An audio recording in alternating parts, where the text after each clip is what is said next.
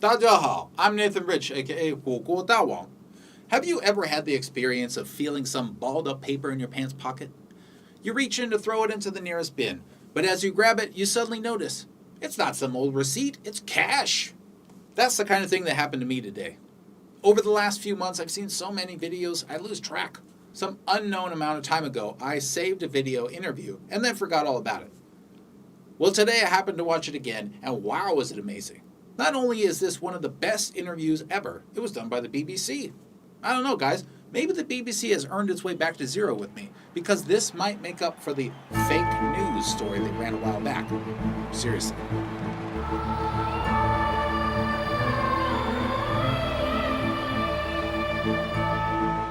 Hard Talk. It's a BBC show with tough questions. Awesome. This one happens to be about Hong Kong and features a party leader down there. That's right, it's Hong Kong Civic Party leader Alvin Simon Theodore. Alvin Yeung is the guest. The Hong Kong Civic Party is one of the groups pushing away from China. Though, as you'll see in the interview, Alvin will be sure to distance himself from any outright separatism. But all that is minor. Unlike most videos, the best parts of this interview aren't the answers, but rather the questions. So let's see what Alvin is all about. We are not asking for the moon here. We are simply asking this government to draw the controversial extradition bill, commission of inquiry to look into the matter. Oh, okay, right. He's talking about the demands. The protester demands are as follows. I'll clarify them since he doesn't actually talk about all of them. 1. They don't want to have extradition laws, so they want the extradition bill withdrawn. This means fugitives will continue to freely escape to Hong Kong, so they basically want no rule of law. 2. They want their riots to not be called riots. This one is very, very interesting. The protesters want an official declaration that they are not committing riots, even though, of course, they are committing riots. So this is not a real request. This is nothing but a power move. They just want to show dominance over the government, nothing else. They are committing riots. It's proven. Asking to pretend they aren't is just ridiculous and bizarre. It's kind of like an affront to the rule of law. And 3, complete exoneration of arrested protesters. This is the craziest thing in the entire world. You know, I almost could have agreed with them on some stuff they asked for, but as soon as I read this, I realized their motives. Release people who were arrested? They are literally committing violence to try to free other people who committed violence. This request is a direct attack on the rule of law.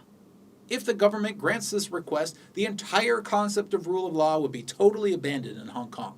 It would just be mob rule. 4. Commission to inquire about police use of force. This one I actually agree with. I volunteer to be on the investigation because from what I've seen and covered in another video, the police in Hong Kong have been mind-bogglingly restrained. They are a beacon of inspiration for the patience of police across the world. Investigate them. Just make sure you compare them to police under British rule and other free nations worldwide. Let me know how that goes for you. 5. Resignation of Carrie Lam. Honestly, I'm not upset about this one. You want to call for the resignation of the chief executive? Go for it. Doesn't bother me. I mean, people have literally called for the resignations of every single chief executive ever. They also, by the way, called for the resignations of every British governor before that, until they were imprisoned or killed by the British government, that is. So call for her resignation, and thank God you're not going to prison for it like you would have under British rule. Again, I cover this in another video. And 6, universal suffrage for legislative council and chief executives. So this one is just kind of slipped in there. This is a very strong request. They want democracy, they say. When I found out about this one, I thought to myself, all the other requests were probably phony. Almost like the entire reason they have so many requests is to just hope that this one gets picked. You know what I mean? Anyway, so those are the main demands. I've heard other ones too, like total independence from China, of course, the abolishment of the entire police department, and others. But those 6 are the main ones, which they for some reason describe as 5 demands. Anyway, let's continue. And more importantly, we have the rule of law, and we run by the common law system. That is the British system. This is where the cracks start showing. You have rule of law, but you're trying to attack that rule of law by rioting. You're trying to dismantle the rule of law by forcing the government to release criminals. You're trying to force them to recategorize your riots as peaceful demonstrations. You are attacking rule of law. And what's even weirder is you say you have the British system. Or maybe you want the British system. Is that what you mean? Well, either way, under British rule, you had no democracy and no freedom of speech. Also, protests under British rule nearly always resulted in dead citizens and violent crackdowns. But here's where the questions start to come in. Are you ready for this carnage? Hong Kong's system should be preserved for another 20-odd years till 2047. I wonder, though, if a lot of people in Hong Kong will feel it's much of a system worth preserving if it can't keep order on the streets. Oh my God. Every time I watch this interview, I crack up right at this part. This British guy nailed it. Why would people in Hong Kong want to end the rule of law? Tearing apart the city is not helping your cause. And just look at how surprised Alvin is by this question. Well, never forget what these people on the streets, mainly made up by young men and women, they are not asking for something that is completely from nowhere. These young people, of course, they are the future of this city. They are simply asking this government to be responsible. What the hell are you talking about, Alvin? You're just rambling now. He asked you a question. It's a very interesting one. Why would Hong Kong people want to support a system that's eating itself? Why are you rambling about how the kids are all amazing? We are demanding that we could have universal suffrage. That is also something stated so clearly in the Basic Law. Somehow he manages to give absolutely no answer to this question, then scampers off to a talking point. They want universal suffrage. That's something stated so clearly in the Basic Law. What's the Basic Law? It's kind of like a constitution written by the central government, applicable only to Hong Kong. The part he's referring to is rather unfortunately worded, and if you're trying to claim suffrage is guaranteed, it isn't. And just listen to the host's response. You never had it under the British. You're asking of China what you were never given by the British. They never gave you universal suffrage. They put it as an aspiration in the Basic Law, but they never gave it to you. Damn, who is this guy? He's clear, rational, and direct. I have to look him up. His name is Sean Lei.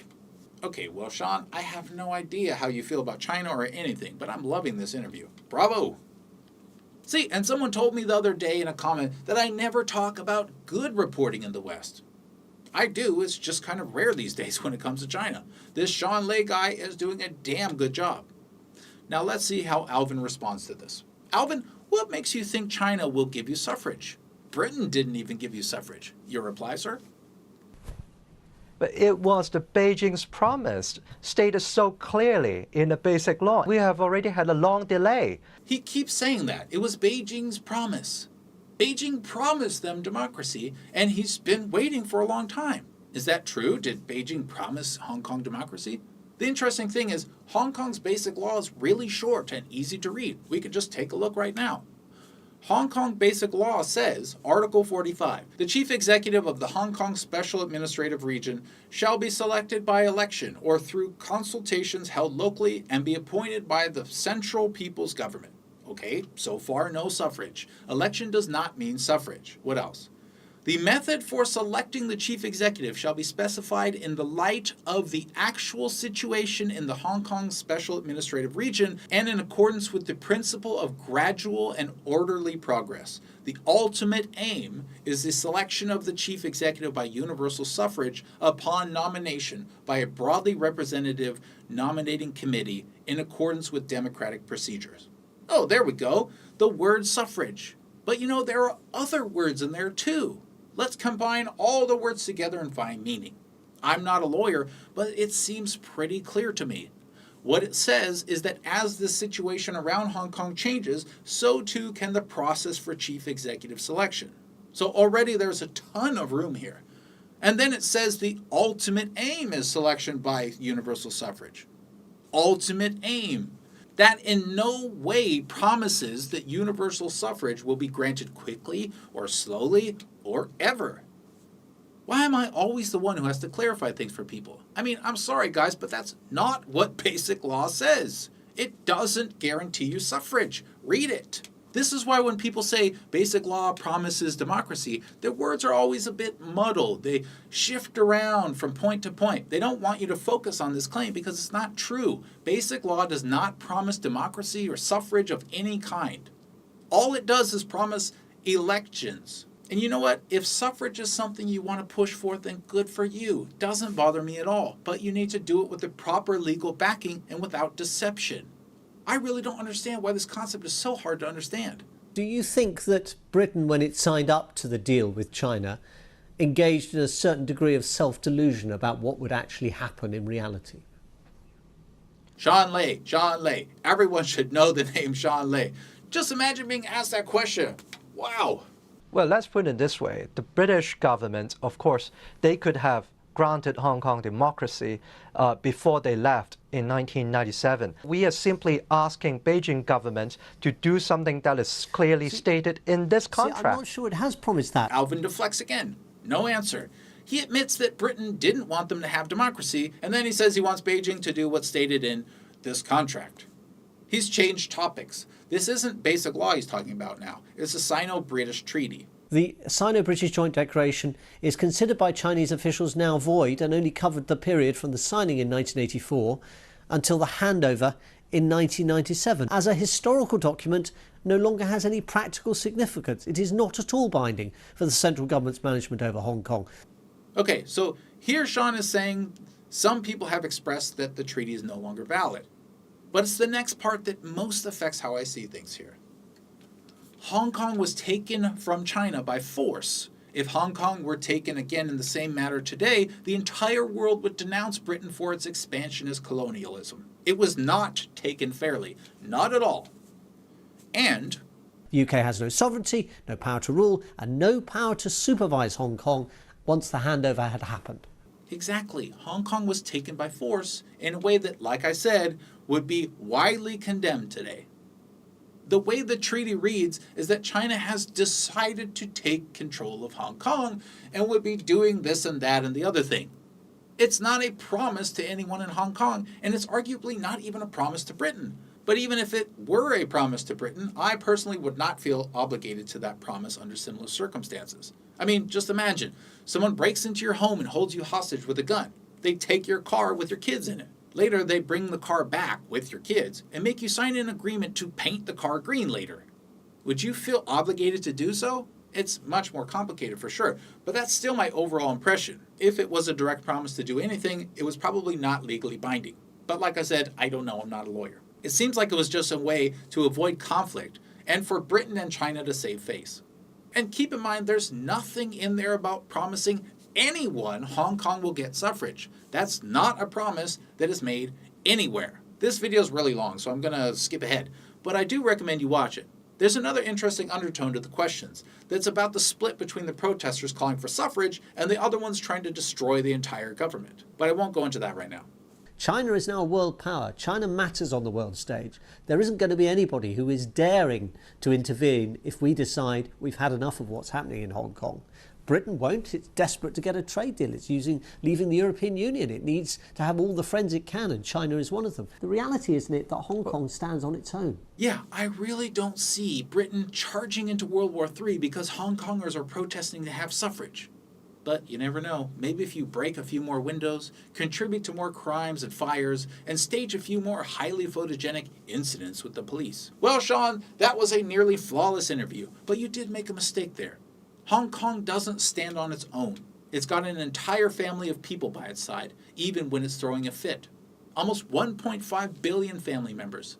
And while not everyone in the family agrees with each other, make no mistake, blood is thicker than water. I may never be considered part of China, but Hong Kong always will. Thanks, everybody. 谢谢.